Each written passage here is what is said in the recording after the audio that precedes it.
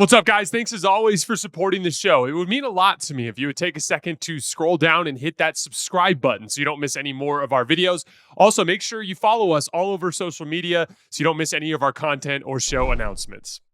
This segment is more directed towards Laker fans because I want to bring some positivity, because I've seen on Twitter it's very gloom and doom for Laker fans right now. And I can understand why you would feel that way. Like the Thursday-Saturday set between Orlando and Denver was an absolute disaster, right? Like you play well enough to beat Orlando, but AD misses 3 free throws in the final minute, so you lose. That's a catastrophe, right?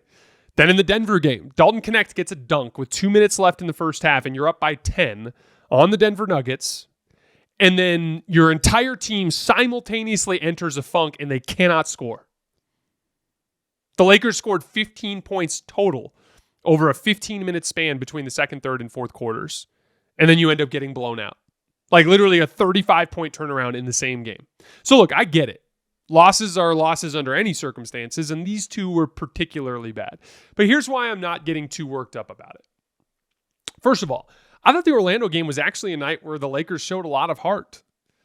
Those of you guys who listened to the mailbag on Friday, I told you guys I was worried about that game before it started. Orlando is a tough matchup for the Lakers because they have big physical guards that always give issues to guys like D'Lo and Austin, and they're huge on the front line to confront the LeBron AD problem. And in general, they're just really young and fast and they run really hard, which is the kind of thing that has given the older, slower Lakers issues, right?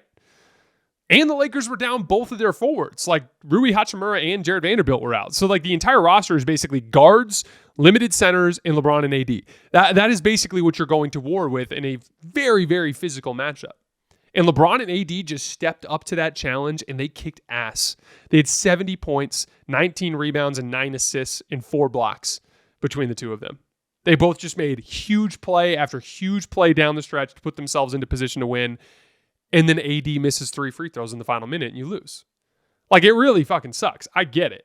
But they played some pretty good basketball against a Magic team that is a bad matchup for them while being down both of their forwards, and they did play well enough to win that game.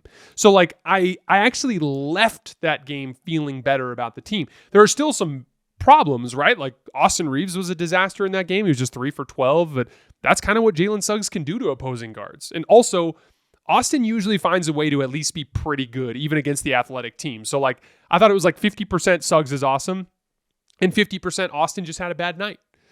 D'Lo was really bad in that game, but he's always really bad against big athletic teams. It's like clockwork every single time. He struggles defensively on the glass, and he can't shoot. I remember it was like early last year, Pete Zayas from Laker Film Room pointed this out, and I thought it was really fascinating. He talked about how, like, in super athletic games, D'Lo tends to have bad misses from 3.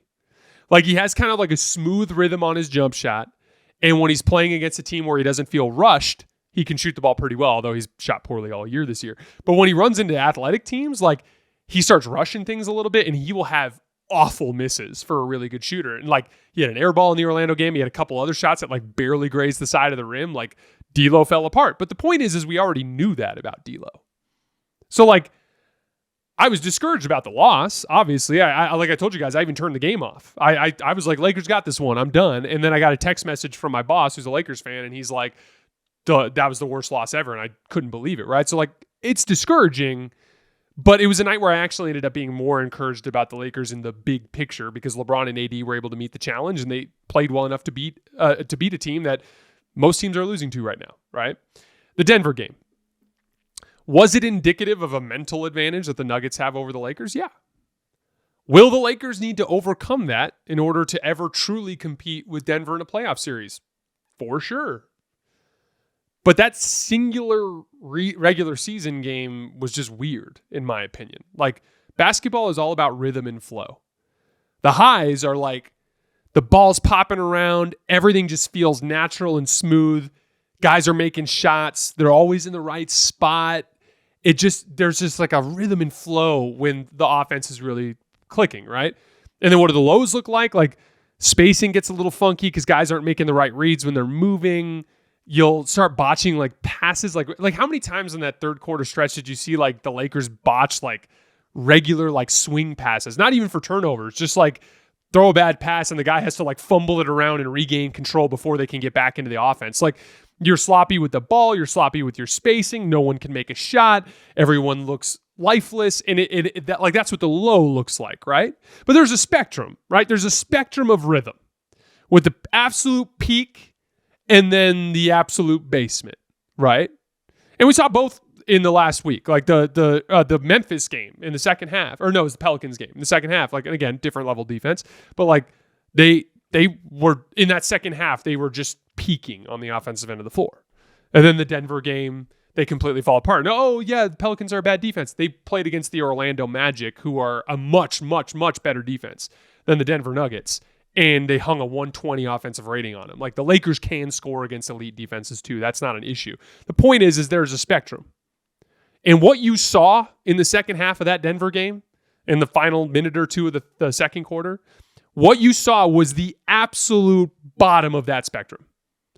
That was potentially the worst offensive rhythm I've seen the Lakers have in the LeBron and AD era, relative to the talent that was on the floor. There have been some stretches where the Laker offense looked really bad, but they were decimated by injuries or much more limited rosters. This is a really good group of offensive players that the Lakers have that are all super confident. Again, 2 nights earlier, just hung a 120 on a better defense, and they just fell apart. They completely lost their rhythm and flow, and they got discouraged. And yet, even with the mental advantage that Denver has, there was also just like, that was the worst end of that spectrum that you can see. It happens. It's part of the game. It's a particularly bad example of it, but it's just part of the game. Even looking at the LeBron and AD element, like, guess what? Like, LeBron and AD, they're capable of playing a lot better against Denver. How do we know? We just saw them do it in a more intense context in the playoffs. LeBron and AD were both awful in the Denver game. It happens. So just scrap it. And like, yes, they have to figure out the Denver matchup. There's no doubt about that. But like, we already knew that. We knew that coming in.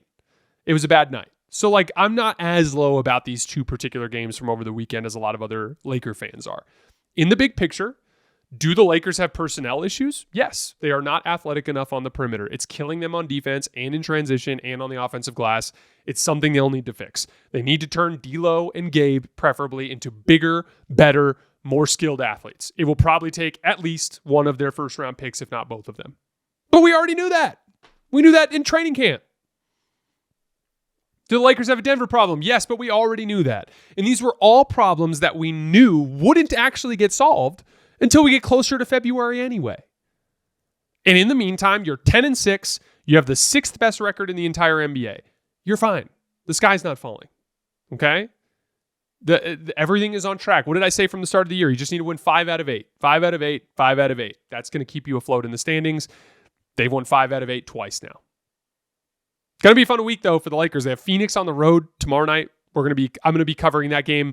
It'll either be live on YouTube or go up the next morning, but I will be working that night to cover that game. Then they go on the road to San Antonio, who continues to be super feisty, and they played a tough game there a couple weeks ago. And then Oklahoma City in LA on Thursday. So got a chance to reestablish yourself. If you go 2-1 in that group, like if you go 3-0, you're in great shape. But if you go 2-1 in that group of games, then you reestablish yourself as one of the really good teams in the league, and you're in good shape. So I'm not as gloom and doom on the Lakers as many Lakers fans are.